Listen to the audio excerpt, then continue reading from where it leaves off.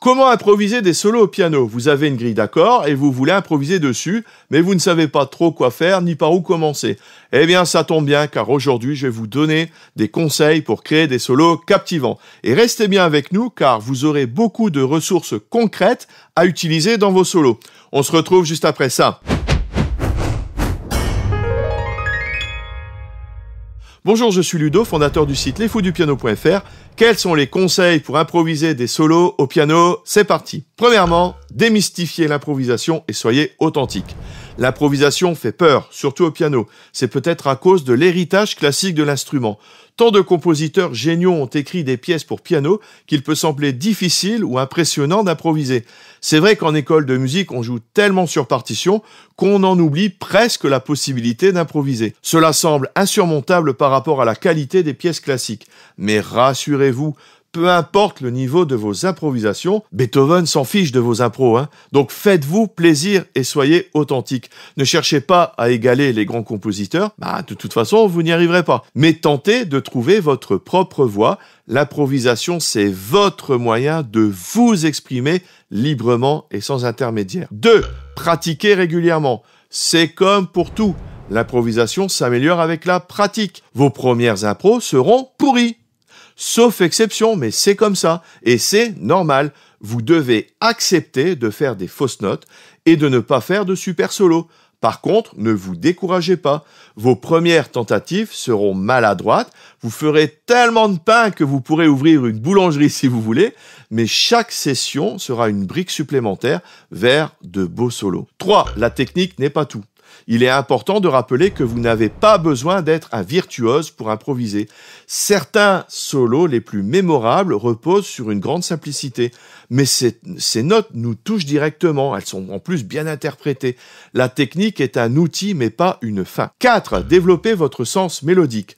Comme je le dis souvent, le piano se joue d'abord avec votre tête. Commencez par fredonner. Habituez-vous à chantonner ou à siffler sur une grille d'accords, cela développera votre inspiration. Cette musique que vous créez intuitivement viendra de vous. Votre travail, petit à petit, sera de jouer ces mélodies sur votre piano. Quand je vous dis qu'il est bon de développer votre oreille et de connaître le nom des notes qu'on entend, eh bien là, on est pile dedans. Je vous ai mis en description des vidéos pour vous aider sur ce sujet. C'est une étape importante pour connecter votre imagination musicale et vos doigts. 5. Stimulez votre créativité. Jouez sur des fonds musicaux ou avec vos disques préférés. Cette pratique stimule votre créativité et vous aide à trouver votre place au sein d'une œuvre plus large. Cela développe également votre capacité à improviser en rythme et à réagir musicalement à ce qui se passe autour de vous. Par exemple, quand j'étais plus jeune, je mettais un CD et je m'amusais à jouer par-dessus. J'ai appris ainsi à développer mon oreille en retrouvant les accords et aussi à improviser par-dessus. Alors, par exemple, je me rappelle, je le faisais souvent sur l'album Stripped des Stones. J'aimais bien cet album et en plus, l'acoustique se prêtait bien au piano. 6. Commencez par improviser sur un seul accord. Pour ne pas être submergé, commencez par improviser sur un seul accord. Cela réduit la complexité des accords et vous permet de vous concentrer sur vos mélodies. Une fois à l'aise, variez les accords pour enrichir progressivement votre palette. Vous allez me dire que ces conseils sont bien beaux, mais quand on part de rien, qu'est-ce qu'on va jouer concrètement? On parle d'improvisation, donc je ne vais pas vous dire quelle note jouer. Mais par contre, je peux vous donner des pistes concrètes pour ne pas partir de rien, et c'est ce qu'on va voir à partir de maintenant. On y va. 7. Utilisez les notes de l'accord. En jouant les notes constituant l'accord sur lequel vous êtes, cela ne peut pas sonner faux. Commencez donc par les jouer dans l'ordre que vous voulez, avec le plus d'expressivité possible. Votre impro sonnera forcément juste. Expérimentez avec ces notes en les plaquant ou en les arpégeant pour créer une base solide à votre solo. 8. Explorez les arpèges. Les arpèges sont une mine d'or pour l'improvisateur. Ils offrent une grande liberté d'expression.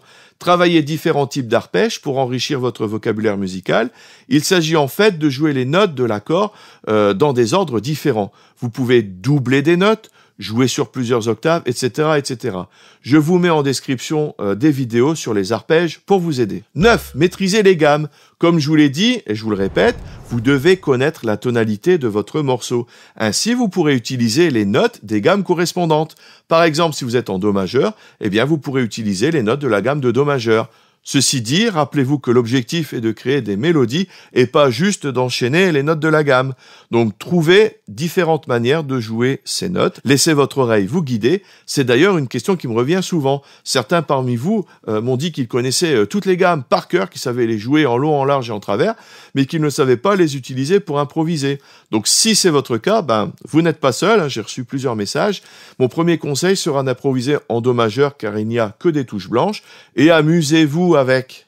Oui, au début, ce sera pas terrible, on en a déjà parlé, mais utilisez ces notes, essayez de varier la façon de les jouer. Amusez-vous et petit à petit, vous allez former des mélodies de plus en plus intéressantes. 10. Harmonisez votre mélodie.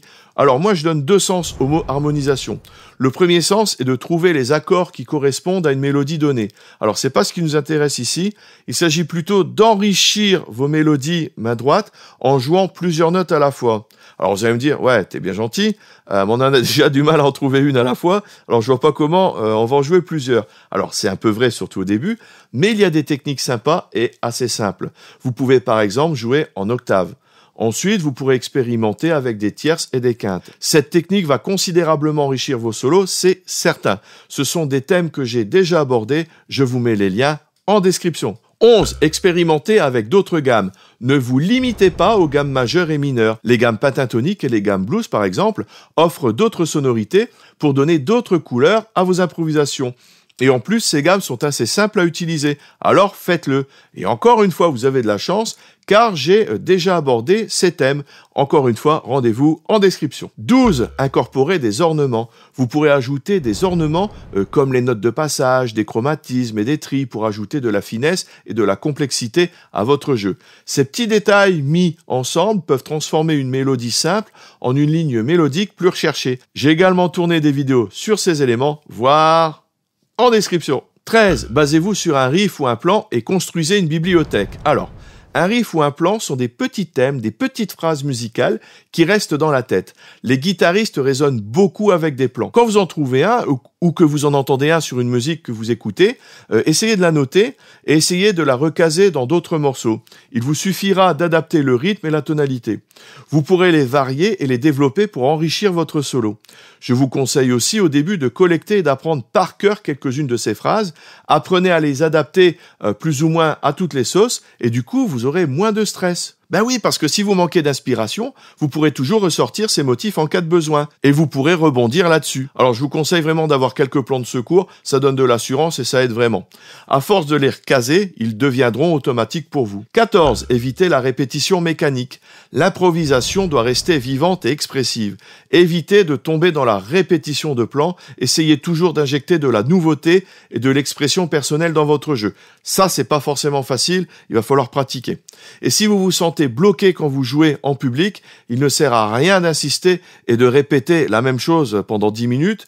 Mettez fin à votre solo, c'est pas grave, un solo ça n'est pas fait pour durer forcément 4 heures, et repartez sur le reste de la chanson. Par contre, en phase d'entraînement ou de répétition, essayez de faire durer pour trouver de nouvelles inspirations. 15. Jouez en groupe ou sur des playbacks. L'interaction musicale est essentielle pour développer vos compétences d'improvisateur. Jouer en groupe ou sur des playbacks vous force à écouter et à réagir en temps réel, et c'est vraiment crucial pour l'improvisation. Cela améliore votre sens du rythme, votre écoute, et vous pousse à improviser de manière plus structurée et cohérente. Les premières choses à prendre en compte dans ce cas sont les nuances. Soyez cohérent avec ce que vous entendez. S'il y a un crescendo, eh bien, tentez de le suivre. C'est vraiment un super exercice. Vous ne jouez pas uniquement pour vous, mais aussi pour les autres. En plus, de nos jours, les playbacks sont plutôt faciles à trouver. J'en propose quelques-uns pour des exercices spéciaux ici sur ma chaîne YouTube. Et si vous trouvez des compagnons de jeu, eh bien, cela vous apportera vraiment beaucoup. Il y a toujours à apprendre des autres, tant qu'ils jouent avec leur cœur. 16. Enregistrez-vous et écoutez-vous. Se réécouter est une pratique très bénéfique pour un musicien. Cela vous permet de repérer vos forces et vos faiblesses, d'identifier ce qui fonctionne et ce qui ne fonctionne pas dans vos improvisations. Utilisez ces enregistrements comme outil d'apprentissage pour affiner votre style et corriger vos erreurs. 17. Explorez différents styles musicaux. Chaque style musical a ses propres conventions, ses techniques et ses atmosphères. En explorant au-delà de votre zone de confort, vous découvrirez de nouvelles façons d'improviser, que ce soit le jazz, le blues, la musique classique ou le rock. Chaque genre vous apportera de nouvelles idées et enrichira votre palette expressive. Soyez à l'écoute de tout ce qui peut nourrir votre imagination musicale. Laissez-vous même inspirer par d'autres instruments, d'autres cultures, d'autres époques. Cela peut se traduire par l'intégration de rythmes inhabituels, des phrasés ou des modes exotiques. Par exemple, j'adore recaser des éléments de guitare et de batterie dans mon jeu. N'hésitez pas à recaser des éléments d'un style vers un autre, en restant bien sûr cohérent. Alors je n'étais pas d'accord avec des membres d'anciens groupes auxquels je faisais partie, qui étaient plutôt des puristes et n'aimaient pas le mélange des genres. Alors faites-vous votre propre idée sur ce sujet. Moi perso, je trouve toujours enrichissant d'aller ailleurs et d'intégrer des nouvelles choses dans mon jeu. Vous pourrez d'ailleurs me dire en commentaire ce que vous en pensez, car cela m'a vraiment sérieusement posé problème et je suis très intéressé par votre avis. 18. Prenez des risques. L'improvisation est une exploration musicale. N'ayez pas peur de prendre des risques et d'essayer même des choses nouvelles, même si cela signifie faire des erreurs. On en revient ici à des choses déjà dites, mais c'est souvent en sortant des sentiers battus que l'on fait les découvertes les plus intéressantes et les plus personnelles. 19. Utilisez des nuances. Je vous l'ai déjà dit, vous n'êtes pas un robot. Soyez le plus expressif possible. Exagérez même vos nuances au début. C'est essentiel pour donner de l'émotion et de l'expression à votre musique. Jouez avec les volumes, accentuez certaines notes, variez les vitesses d'exécution. Ces nuances transforment une simple suite de notes en véritable musique. Rappelez-vous, jouer avec des nuances demande une bonne maîtrise du clavier. Travaillez donc régulièrement votre technique. Enfin, 20. Développez votre signature sonore. C'est un peu l'étape finale de l'improvisation. Trouvez ce qui vous rend unique en tant qu'improvisateur. Cela peut être un certain type de phrasé, une préférence pour certaines harmonies ou un son particulier que vous aimez produire. Votre signature sonore est ce qui vous distinguera et rendra vos improvisations reconnaissables entre toutes. Comme vous le voyez, l'improvisation comporte énormément de notions que j'ai déjà abordées. C'est un petit peu la somme de tout ce qu'on a déjà appris. Et c'est pour cela que cela peut sembler insurmontable. Il faut tout prendre en compte et c'est difficile. Mais ne vous inquiétez pas, car il vous suffit d'intégrer ces éléments un à la fois. Commencez par les arpèges, puis les gammes. Pourquoi pas les gammes pentatoniques, car elles sont plutôt simples à utiliser. Puis intégrez petit à petit les autres éléments dont j'ai parlé dans cette vidéo. Vous ne bâtirez pas votre jeu en un jour, c'est certain. Mais une fois qu'on prend les bonnes habitudes et qu'on le fait souvent, on y prend vraiment goût et on ne peut plus s'en passer. Croyez-moi. Soyez curieux et ouverts à de nouvelles expériences, continuez à jouer, à expérimenter et surtout à prendre du plaisir à jouer. Merci d'avoir suivi cette vidéo. Si vous voulez apprendre à jouer du piano grâce aux accords, il y a toujours mes cours gratuits. Toute la théorie et surtout la pratique, comment improviser et enrichir votre jeu en jouant un même morceau de 10 façons différentes suivant votre niveau. Pour recevoir les guides et les vidéos, vous cliquez sur le lien dans la description. N'oubliez pas le petit j'aime, l'abonnement et la petite cloche juste en dessous comme d'habitude. Merci et à tout de suite dans les vidéos bonus. Salut!